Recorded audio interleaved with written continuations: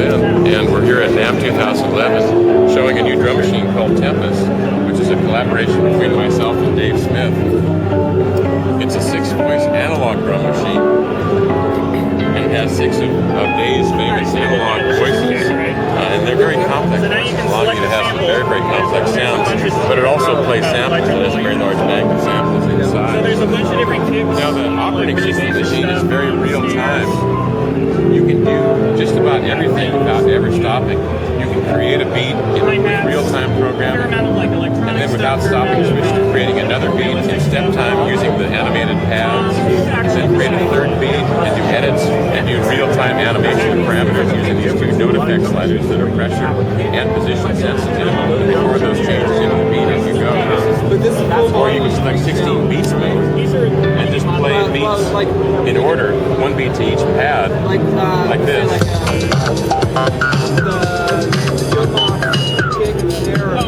They're the same voice. Everything's the same. You can create any sound with any other 6 voices. So there are 2 samples. So if I got, alright, I've got a tom on here, then I want to add something else. I'll just throw in a little kick or a little bit of a whatever. Or you can use the pads as mutes. You can select the analog oscillators and, those as well. 5 envelopes.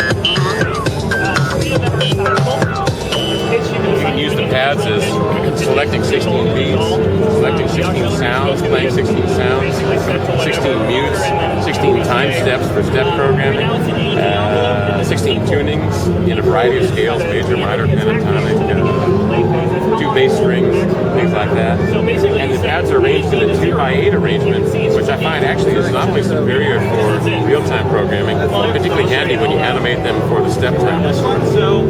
And other than that, it's completely 100% analog, the whole signal path. So for example, to add effects, we have an analog distortion, analog compression built in with dedicated knobs.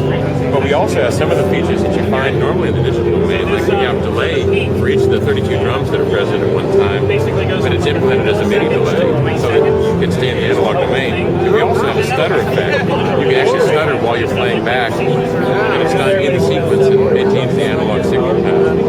The other thing is that it doubles as a 6-voice analog keyboard. Oh, nice. And it's all in one box that's less than 10 pounds. And available in June, and the customer price will be $2,000. Is there a software that'll be available? You'll be able to manage the internals? I don't know if it'll be ready at the initial release, but there'll be plenty of people writing software for it. Oh, nice.